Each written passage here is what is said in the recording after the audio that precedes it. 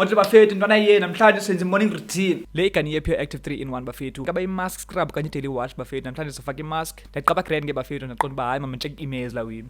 Ngaqoba kwami nephakamisa vibe la wimi. Liswa ngumama everything andenzela zona zangikhuthaza besingena nix mara besingalali singatyanga. She believe in me, she always tell me kuzokhanya ngoba nikhula bekungekho.